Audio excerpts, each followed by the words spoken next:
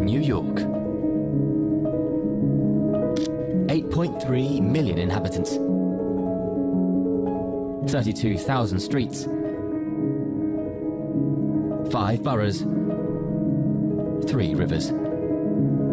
Which altogether make up one city unlike any other on the planet. What's all the more remarkable is that when you stop to consider what makes the city so recognizable today, whether it be the iconic skyline, famous cultural offerings, or the energy of its streets, you realize that virtually everything that makes New York so renowned the world over simply did not exist even as little as a century ago. That is because much of the city's history has been shaped by constant evolution, development, and renewal, which has transformed New York unimaginably over the years. But how did this city, which started off as a small outpost for European traders just over 400 years ago, evolve into the sprawling mega metropolis that it is today? This is how New York became the world's greatest city. Long before the bustling streets and towering skyscrapers of modern-day New York, the area was full of dense forests, flowing rivers, and abundant wildlife.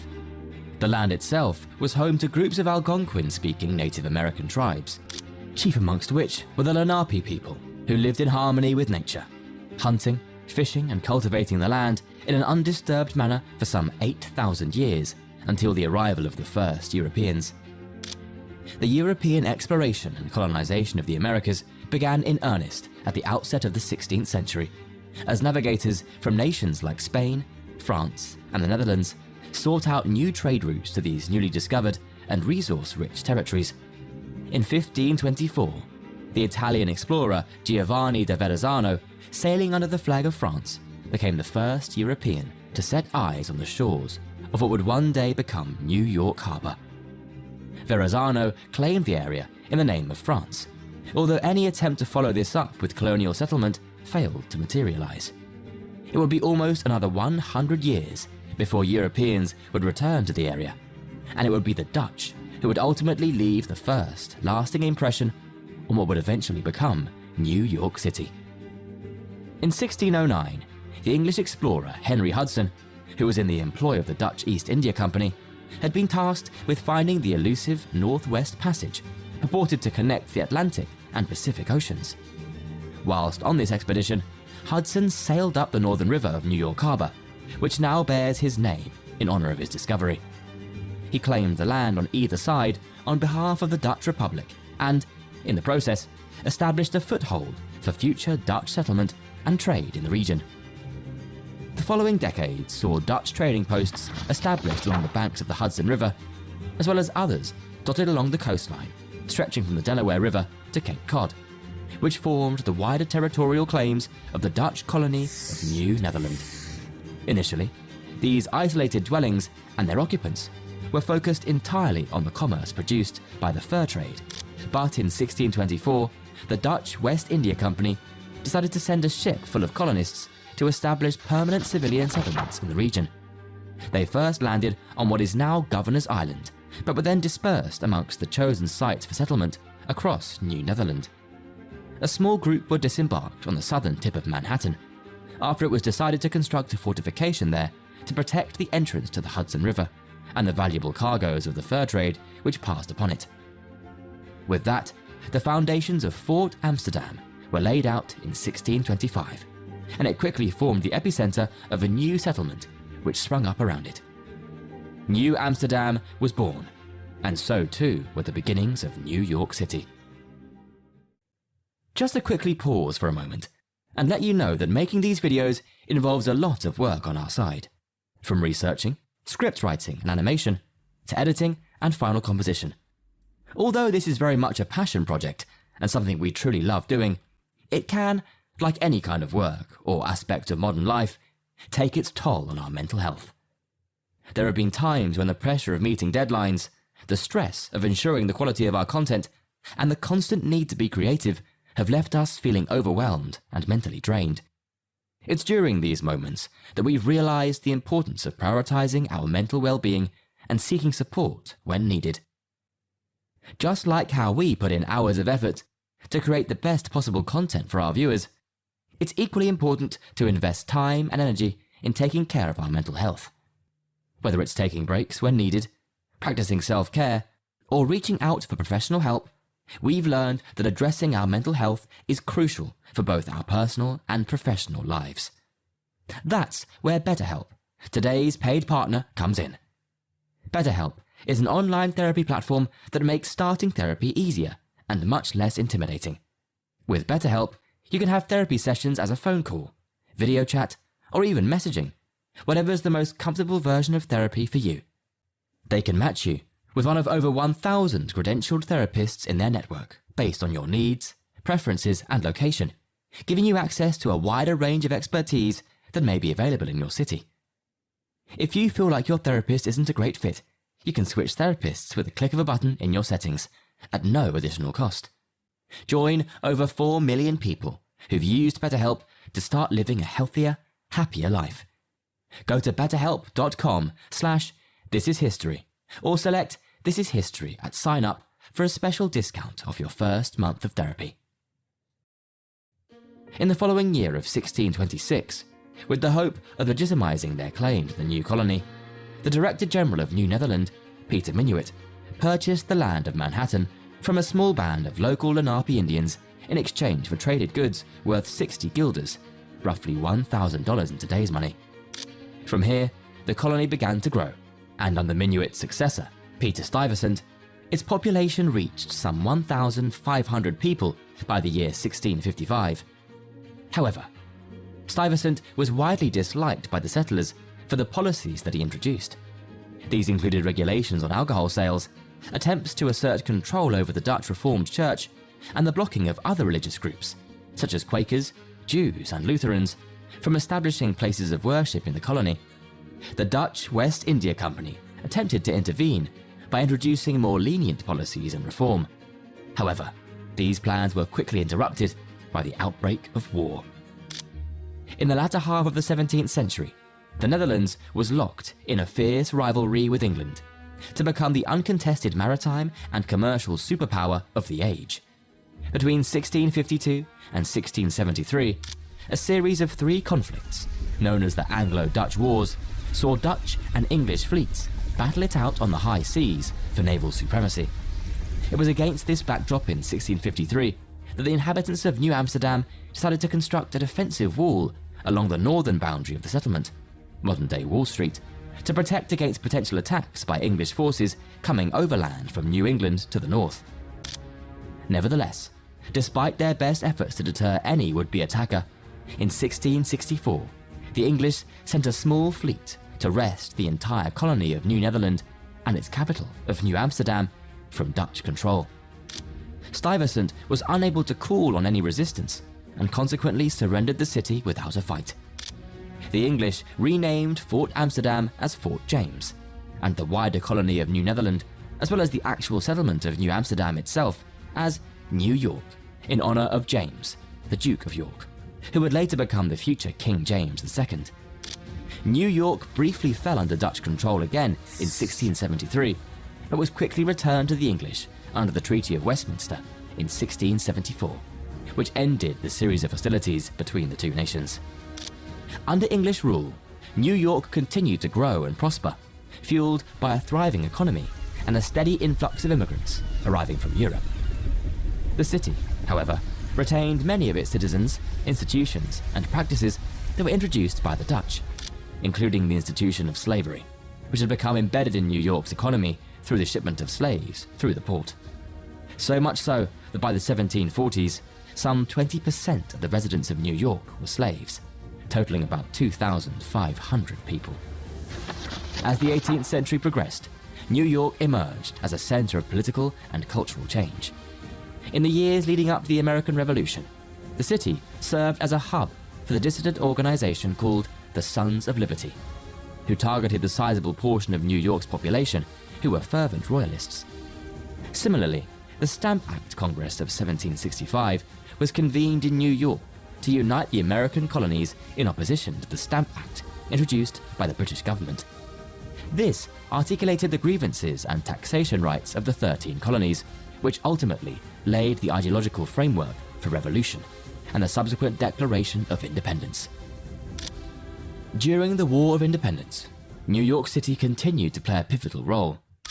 Whilst it was initially occupied by the forces of the Continental Army when war broke out in 1775, the Battle of Long Island, which was fought in August of the following year, saw the American forces under General George Washington suffer a crushing defeat at the hands of the British.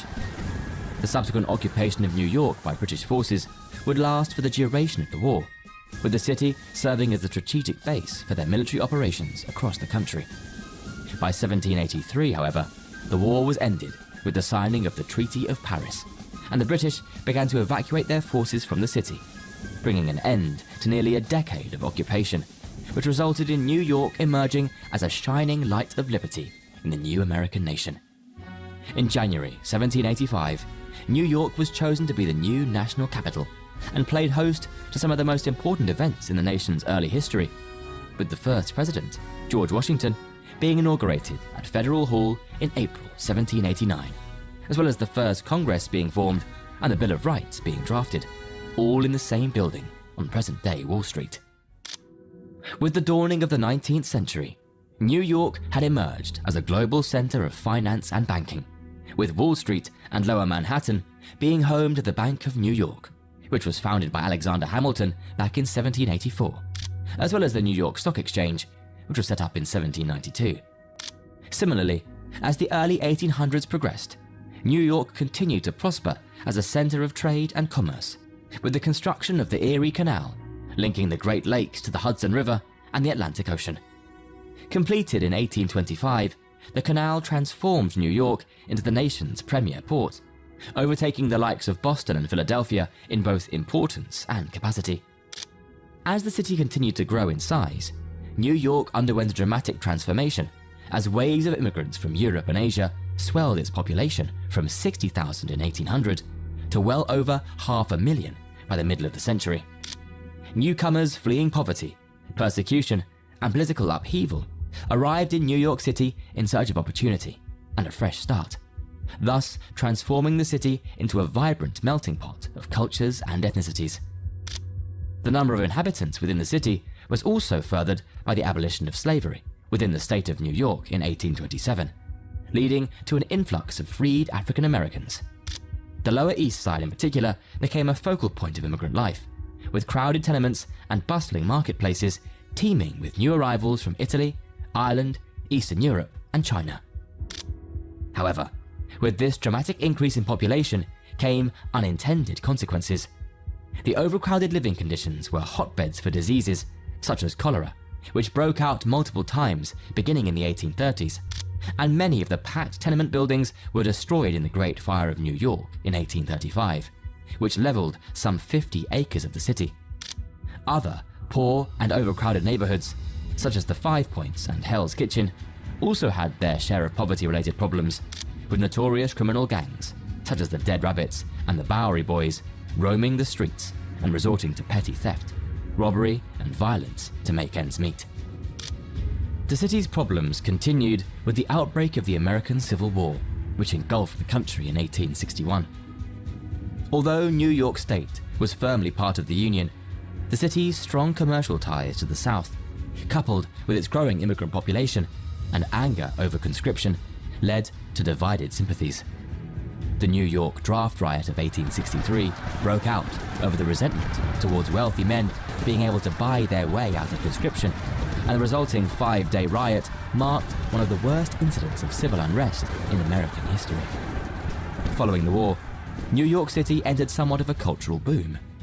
Central Park, which opened to the public back in 1858, provided a green oasis and recreational space for all New Yorkers to enjoy.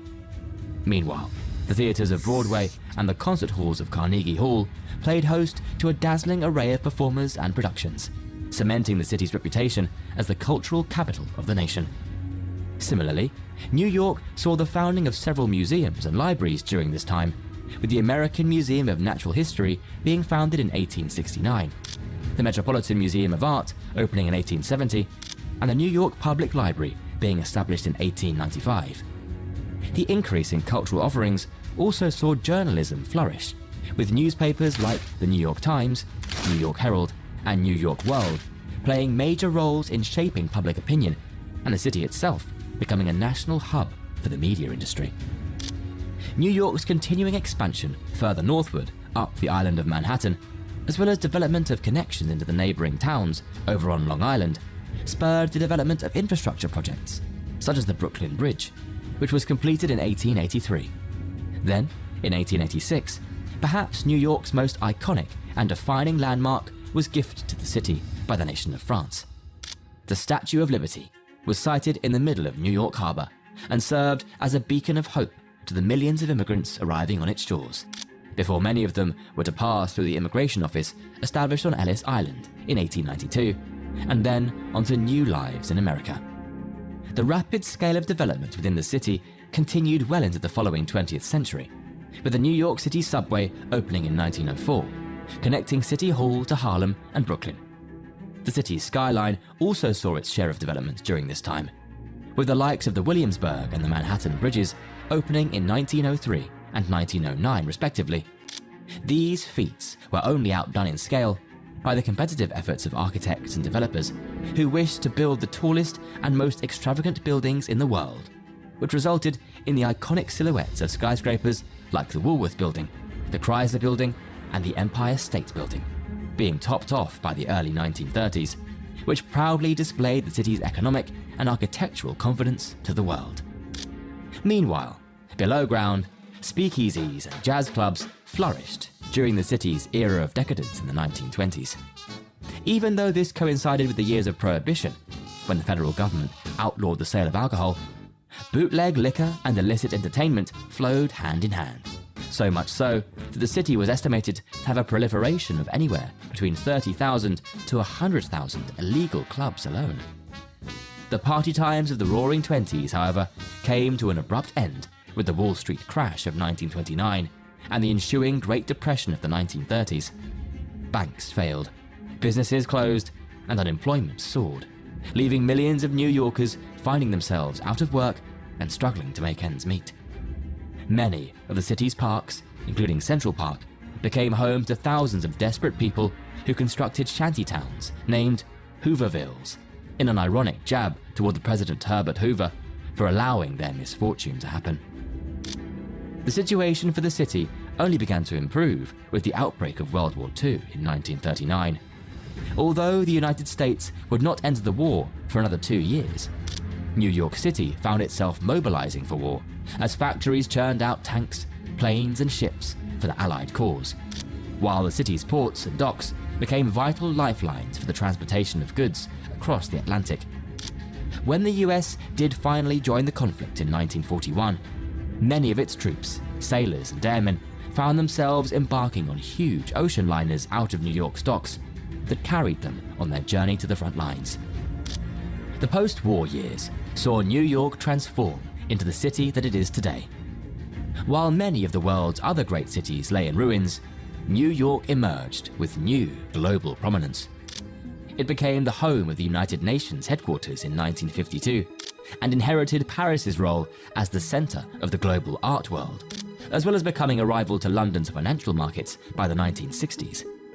Although during the 1970s, the city became notorious for its levels of crime and deprivation, efforts to modernize and rejuvenate saw many of the older pre-war buildings redeveloped or torn down to make way for modern glass and steel constructions, such as the World Trade Center, which was completed in 1973. Since then, like all cities, New York has continued to experience its fair share of trials and tribulations. What makes New York perhaps the greatest city in the world, however, is that no matter how many times it has been knocked down and set back, it has been able to pull itself back up and reinvent itself in such a way that perhaps many other cities of the world would struggle to achieve. Throughout its 400-year history, the city has constantly evolved and developed, time and time again, to the point now where it is completely unrecognizable from that small Dutch settlement